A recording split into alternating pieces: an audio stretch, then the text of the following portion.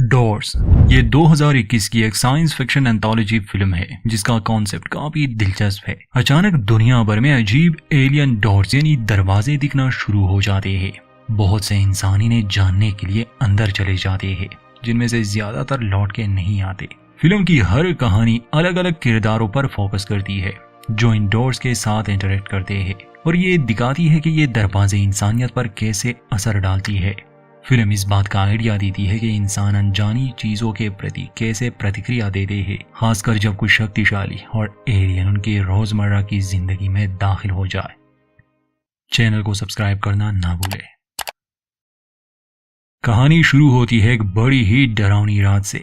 पहले तो हमें बिना कपड़ों के एक आदमी दिखाया जाता है जो जंगल की ओर बढ़ रहा था। उसकी पत्नी जो बहुत घबराई हुई थी, उसने पुलिस को कॉल किया था। बता रही थी कि उसके पति को कुछ हो गया है। वो किसी भी बात का जवाब नहीं दे रहा और वो जंगल की ओर चला गया।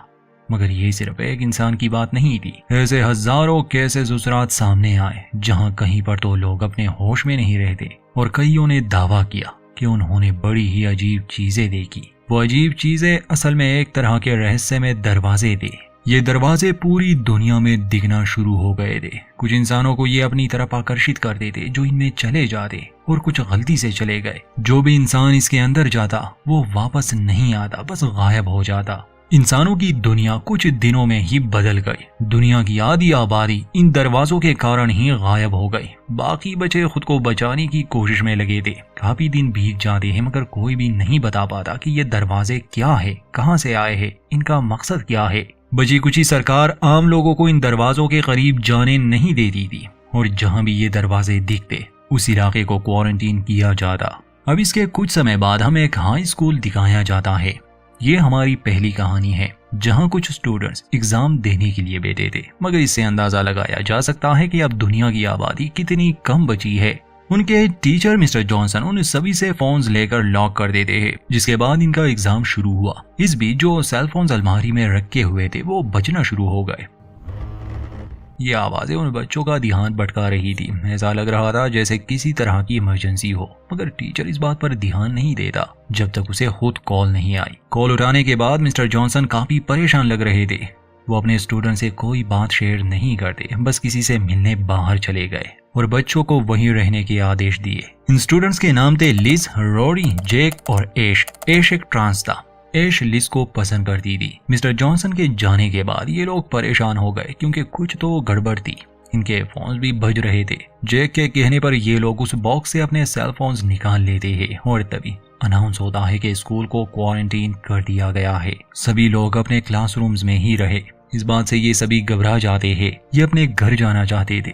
जब ये बाहर आए तो स्कूल खाली था और तब तो इनके होश ही उड़ जाते हैं जब ये हॉलवे में वही रहस्यमय दरवाजा देखते हैं। ये आज ही यहाँ प्रकट हुआ था। इसका मतलब कि ये लोग यहाँ कैद हो गए। कोई भी उसके करीब नहीं जाना चाहता था, लेकिन ऐश को उसमें दिलचस्पी थी। उसे ऐसा लग रहा था जैसे वो दरवाजा उसे अपनी तरफ बुला रहा हो। उसे कुछ हेल्यूसिनेशंस भी होते हैं। ऐश को तो पूरा यकीन था कि ये दरवाजे लोगों को मारते नहीं बल्कि एक अलग जहां में पहुंचा देते हैं। ऐश उसके बहुत करीब आ गई थी, लेकिन उसके दोस्त उसे पीछे खींच लेते हैं। इस बीच एक बॉल उस दरवाजे से टकराकर गायब हो गई। जैक उसकी तरफ एक किताब फेंकता है, वो किताब भी गायब हो गई। तब ऐश कहती है कि उन्हें भी दरवाजे के अंदर जाना चाहिए, शायद वो सभी लोग उस पार हो। तब जैक उसे पागल कहकर दूसरा रास्ता ढूंढने की सलाह देता है, लेकिन ऐश दरवाजे के पास खड़े रहकर उसे घूर रही थी। तब लिज उसके पास वापस आकर जेक के व्यवहार के लिए माफी मांगती है, लेकिन जेक और ऐश के बीच झगड़ा शुरू हो गया जिसमें गलती से ऐश जेक को धक्का देकर उस दरवाजे में फेंक देती है। रोरी भी उसके साथ चली गई। यह सब देखकर लिज बहुत डर गई। वो गुस्से में ऐश से पूछती है कि ये तुमने क्या कर दिया। ऐश घबराई हुई थी, कहती है कि मैंने जानबूझकर ऐसा नहीं किया। ऐश लिज को अपने साथ आने के लिए कह रही थी, मगर लिज नहीं मानती। ऐश अकेले ही उस दरवाजे के अंदर चली गई और इसके थोड़ी देर बाद वो लिज को भी खींच लेती है और इसी तरह बाकी लोगों जैसे ये भी गायब हो गए। कहाँ गए ये कुछ पता नहीं। मगर इस पहली कहानी से ये अंदाजा लगाया जा सकता है कि ये दरवाजे कैसे लोगों को गायब करते हैं। अब इन्हीं घटनाओं की एक दूसरी कहानी हमें दिखाई जाती है। कुछ महीने बाद एक नई बात पता चली। उन दरवाजों में गए हुए कुछ लोग वापस भी आ गए हैं। इसका मतलब कि शायद वापस आना मुमकिन है। इसलिए सरकार ने खास तरह का प्रोग्राम लॉन्च किया द नॉकर्स के नाम से।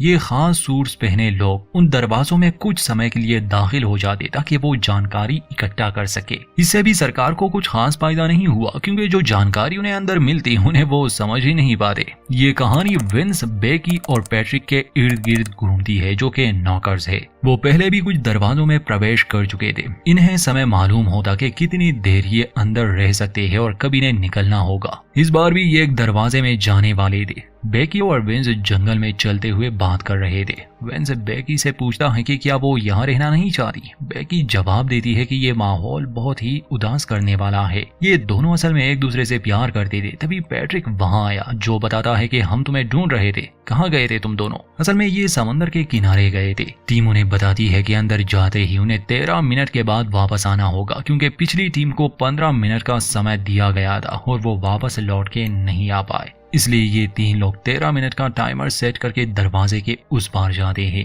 अंदर जाकर इन्हें जो भी दिखाई दे, इन्हें बस उसकी रिपोर्ट देनी थी। ये तीनों एक अजीब सी दुनिया में पहुंचे। वैसे तो लग रहा था पृथ्वी ही है, मगर किसी सपने की तरह सब कुछ अलग लग रहा था। ये किसी इमारत में थे। सब कुछ जल्दी से रिकॉर्ड करने के लिए ये अलग हो जाते हैं। पैट्रिक को एक कमरे से रोने की आवाज आती है। जब वो अंदर देखने गया तो वहाँ एक लड़की थी और कमरे में बहुत सारे फूल भी थे। पूछने पर वो लड़की बताती है कि उसका नाम रोज है, जो पैट्रिक की गर्लफ्रेंड का नाम था। मगर पैट्रिक जानता था कि ये इंसान नहीं बल्कि कोई एंटिटी है। बेकी दूसरे कमरों में जाती है। वो पहुंच जाती है एक सफेद किचन में। वो टीम को बताती है कि वहाँ अलग तरह की चीजें हैं और बेबी बॉटल्स उल्टे रखे गए हैं। वहाँ सामने बेबी क्रेडल भी था, जो खुद से हिल रहा था। बेकी उसे रोकने गई तो दरवाजे पर उसे किसी का साया नजर आया। विंस तीसरे कमरे में जाता है और टीम को बताता है कि कमरा बहुत खूबसूरत तरीके से सजाया गया है। उसकी नजर एक घड़ी पर पड़ी जिसमें 3 बज रहे थे और उसे एक मूर्ति भी दिखी। दूसरा कमरा और भी ज्यादा अच्छा था और वहाँ भी एक मूर्ति थी, बस इस बार घड़ी पर 6 बज रहे थे।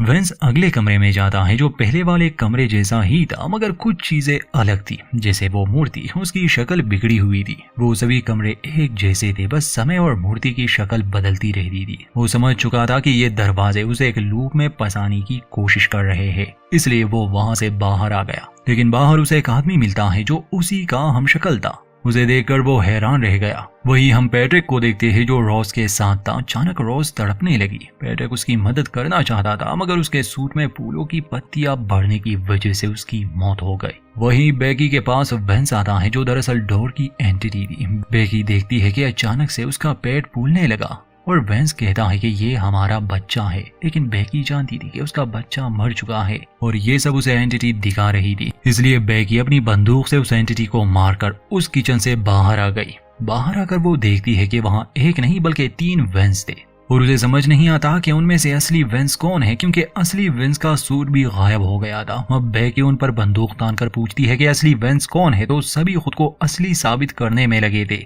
बेकी ने एक विंस को तो मार दिया और अब उसे बचे हुए 2 में असली विंस को पहचानना था। लेकिन तब तक 13 मिनट का समय पूरा हो चुका था और दरवाजे ने बेकी को पूरी तरह से अपने वश में कर लिया। बेकी असली विंस पर गोली चलाकर उसे मार देती है और अब बेकी भी हमेशा के लिए यहाँ फंस गई।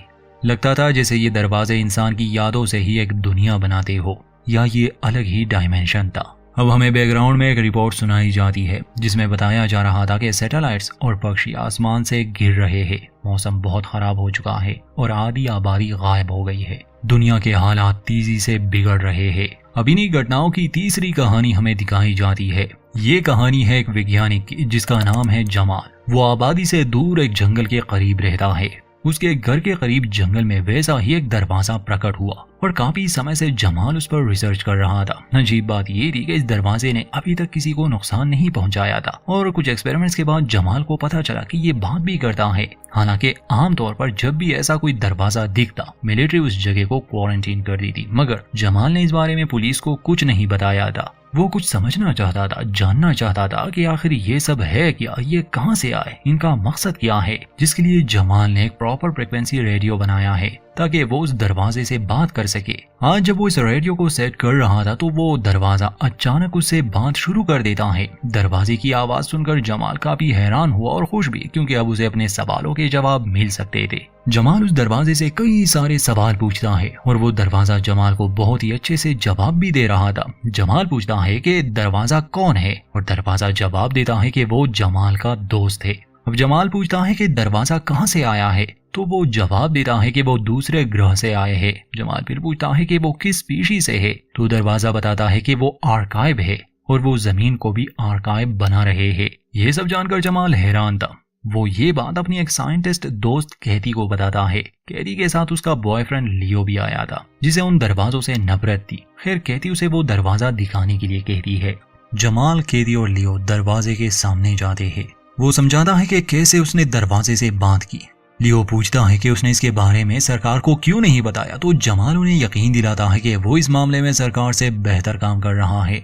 फिर जमाल दरवाजे से बात करता है और दरवाजा जवाब देता है। वो कैथी और लियो को इंट्रोड्यूस करता है। ये सब काफी फ्रेंडली लग रहा था। कैथी हैरान होकर जमाल को गले लगा लेती है। वो बहुत ही ज्यादा खुश थी क्योंकि ये दरवाजे ब्रह्मांड के कई सारे राजों से पर्दा उठा सकते थे।